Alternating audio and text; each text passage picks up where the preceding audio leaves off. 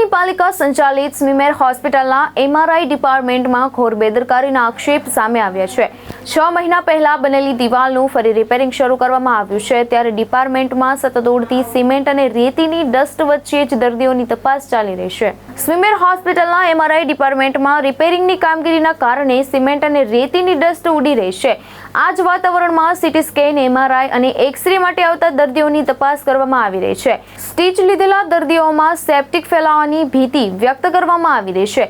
ધૂળિયા વાતાવરણમાં શ્વાસ લેવામાં પણ મુશ્કેલીઓ પડી રહી હોવા છતાં જવાબદાર અધિકારીઓ આખા આડા કાન કરી હોવાનો આક્ષેપ છે। બીજી તરફ સંવેદનશીલ મેડિકલ સાધનોમાં ડસ્ટ ઘૂસી જતા કરોડોના મશીનો બગડવાની શક્યતા પણ વ્યક્ત કરવામાં આવી છે। 6 મહિના પહેલા બનેલી દિવાલોનું ફરી રિપેરિંગ થતા પાલિકા સંચાલિત હોસ્પિટલના બાંધકામ અને તંત્રની કામગીરી સામે સવાલો ઉભા થયા છે। ભાવેશ ઉપાધ્યાય, દ્રષ્ટિકોણ ન્યૂઝ, સુરત।